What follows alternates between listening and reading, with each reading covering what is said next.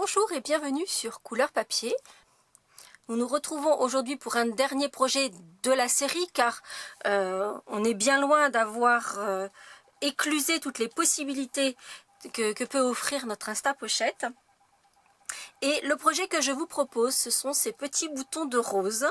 Donc c'est vraiment très mignon, ça tient vraiment dans le creux de la main, c'est petit mignon, c'est tout ce que j'aime. Donc j'en ai déjà fait deux.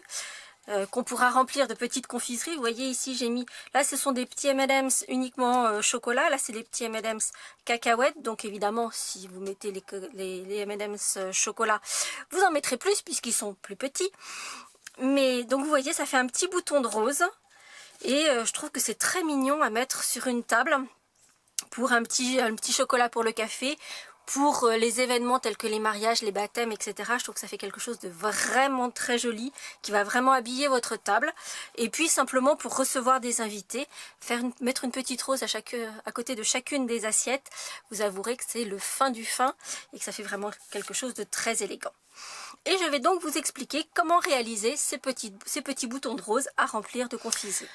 Pour réaliser nos petites roses, nous aurons besoin d'un carré de 10 cm sur 10 cm, une petite chute de la même couleur de votre rose et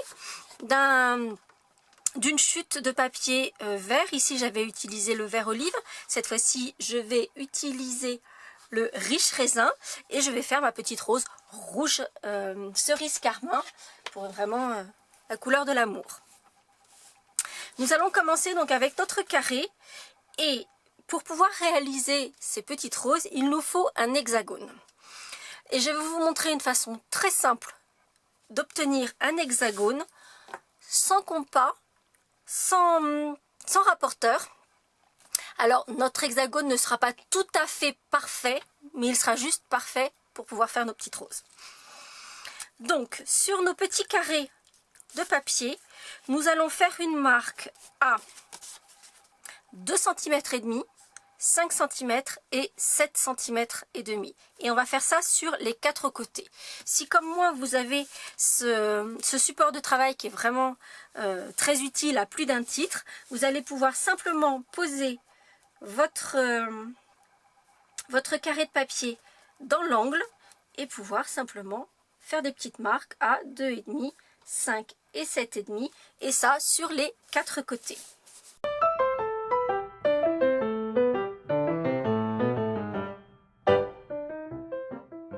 Donc nous avons notre carré de papier avec nos petites marques au crayon. Donc on a 3 marques sur chacun des côtés. Nous allons ensuite prendre simplement une règle.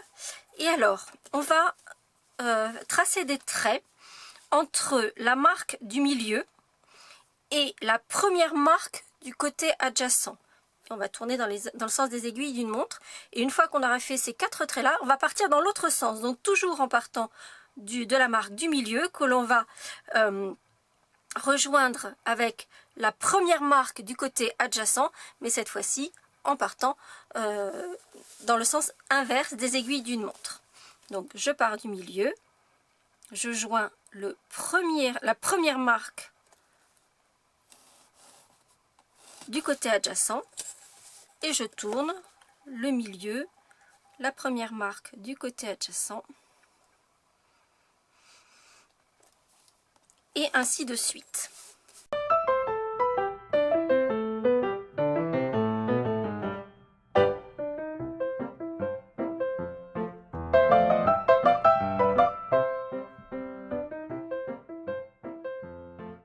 Une fois que toutes ces marques sont faites, eh bien, on n'a plus qu'à découper le long des traits que l'on vient de marquer.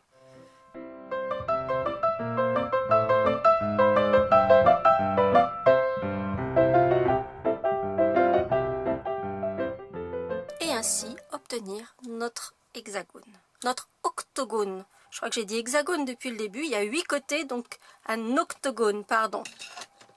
Donc je vous le disais, notre octogone n'est pas complètement parfait puisque vous vous rendez compte qu'on a certains angles qui sont un peu plus obtus que d'autres. Vous voyez, la pointe est beaucoup plus pointue que celle-ci, mais pour ce qui concerne notre projet, ça n'a vraiment aucune importance. Et donc, comme c'est une façon très simple d'obtenir un octogone, je me suis dit que c'était la meilleure façon.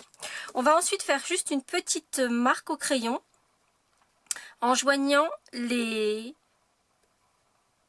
pointes qui sont opposées l'une à une. Une fois ce travail de préparation fait, nous allons pouvoir sortir notre reste à pochette pour pouvoir réaliser notre petite rose. Donc, dans la mesure où notre octogone n'est pas complètement parfait, il y aura une petite subtilité que je vais vous expliquer. On va commencer par les angles les plus pointus.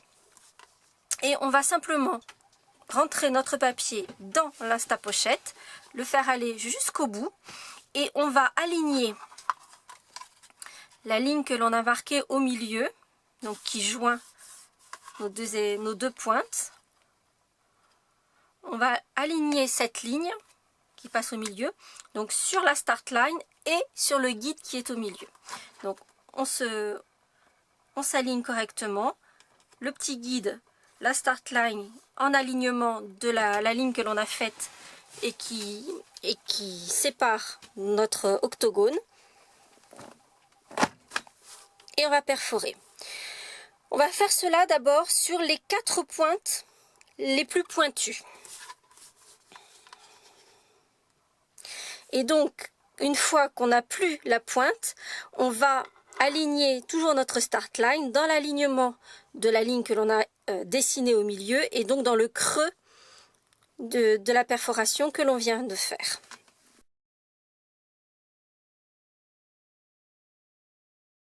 Au passage, donc on va maintenant procéder à la même chose sur les angles qui sont plus plats.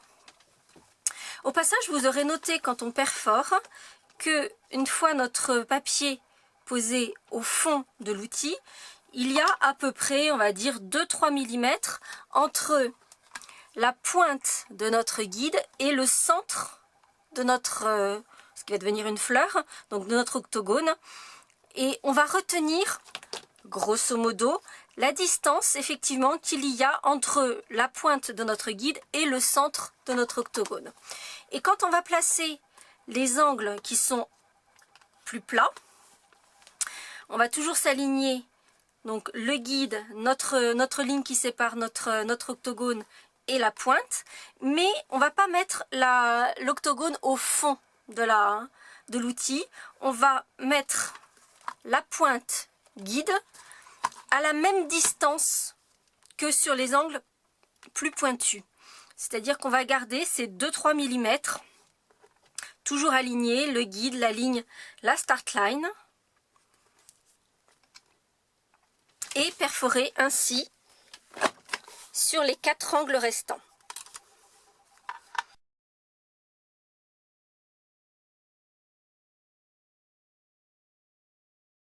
Et ainsi obtenir cette espèce de soleil ou de fleur qui est donc la base de nos petits boutons de rose.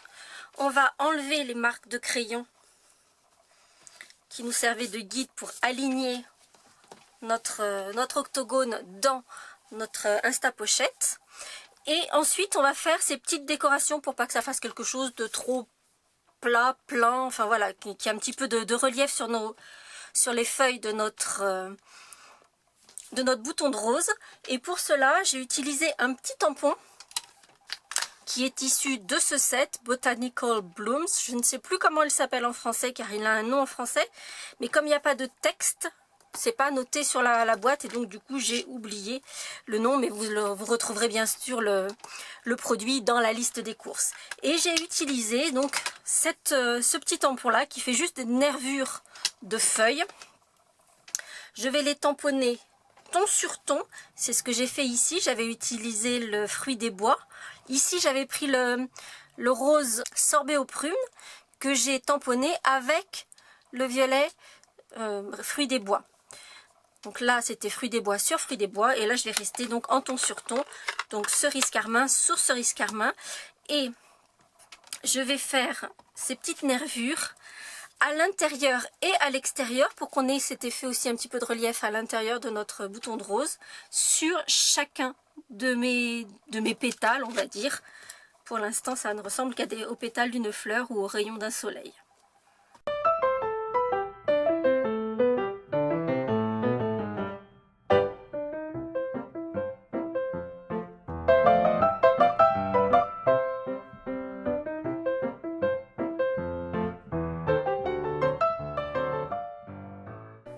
Une fois ces petites veines faites sur mes pétales, je vais également ancrer les pourtours de façon à ce qu'ils aient du relief les uns par rapport aux autres, ces pétales, et qu'ils ne soient pas juste confondus finalement s'il n'y a rien qui les distingue les uns des autres.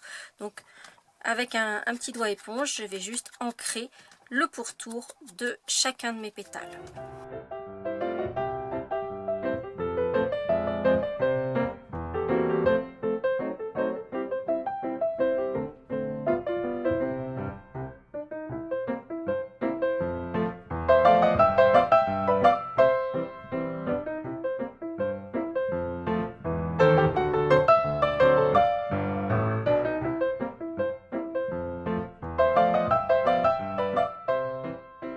Une fois le pourtour de chacun de mes pétales un peu ancré pour leur donner du relief et qu'ils puissent se distinguer les uns par rapport aux autres, on va prendre notre plioir et en fait on va casser les fibres du papier pour pouvoir lui donner de la forme sans le plier.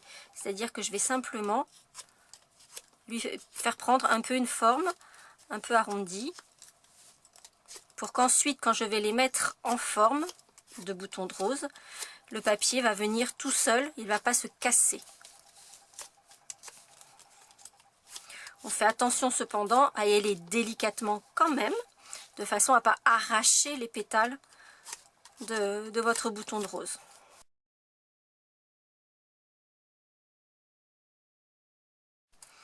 Une fois cette forme donnée, donc vous voyez que tout de suite déjà elle prend une forme un peu arrondie. Donc une fois cette forme donnée, alors comme je vous l'ai dit dans ma dernière vidéo, je suis à court de mini points de colle. Ce qui est un drame parce que c'est vraiment l'adhésif idéal pour assembler notre petite rose. Donc moi je vais galérer un petit peu plus, je vais y arriver, mais je vais galérer un petit peu plus comme la dernière fois. Cela dit, je les ai commandés, je les attends parce que c'est juste pas possible de se retrouver sans mini point de colle. Donc je vais utiliser ma colle multifonction et en fait on va mettre deux petits points de colle. Donc on imagine, on dirait que ce serait des mini points de colle. Donc on va mettre deux mini points de colle dans les angles d'un pétale et on va ramener les pétales adjacents à peu près sur la moitié de façon à ce que vous voyez ils vont recouvrir chacun la moitié du pétale qui se trouve entre les deux.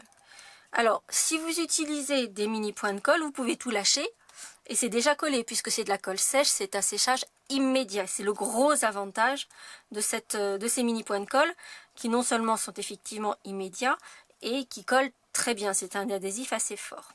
Donc là, moi, il faut que je le maintienne, pour m'assurer que ce soit bien collé. Vous, normalement, avec des mini points de colle, vous n'aurez aucun souci de cet ordre-là. Ensuite, on va prendre le petit pétale suivant, mettre deux mini points de colle. Et à nouveau, on va le placer sous le précédent, à peu près jusqu'à la moitié. Et le suivant va recouvrir également, lui aussi, la moitié de ce pétale sur lequel j'ai posé mes mini points de colle. Et on va tourner. Donc à chaque fois, on va mettre de la colle. Finalement, on met de la colle que sur un pétale sur deux. Donc dans les angles de ce pétale. Et on fait recouvrir ce pétale par les deux pétales adjacents qui le recouvrent pour moitié sur sa hauteur. Et ainsi de suite en faisant tout le tour.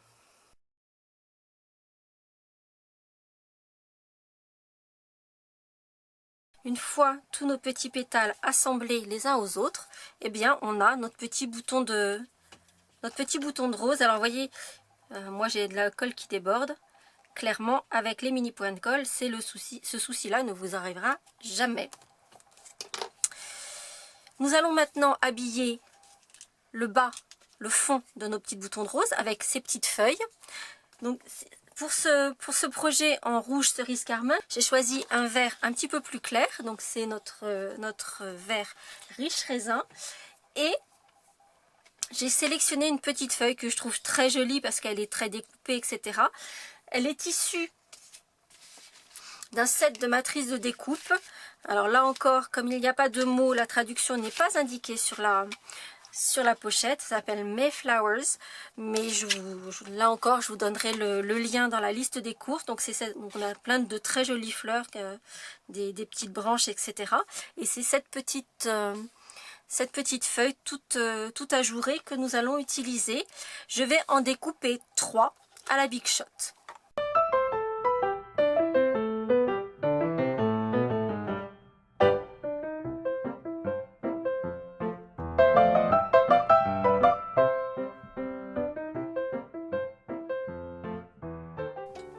Et voici nos 3 petites feuilles complètement ajourées. Et elles aussi, je vais leur donner un petit peu de relief en les ancrant sur leur pourtour et en choisissant une couleur un tout petit peu plus foncée. Donc mes feuilles sont en riche raisin et je vais les ancrer avec le vert olive, juste pour leur donner un petit peu plus de relief.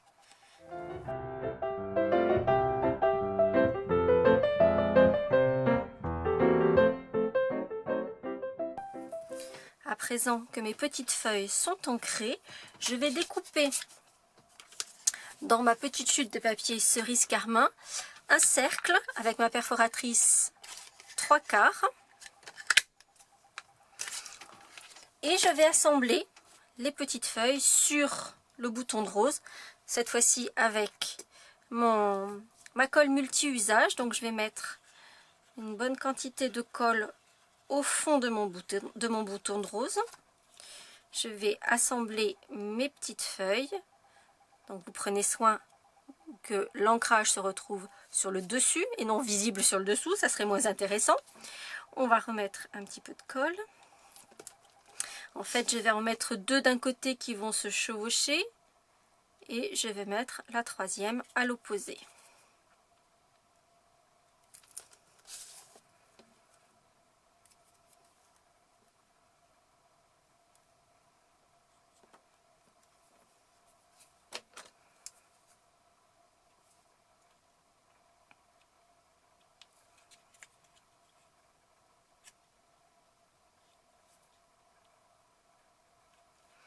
Une fois que mes petites feuilles sont positionnées, je vais simplement mettre un peu de colle sur le petit cercle que je viens de découper et je vais le poser au fond.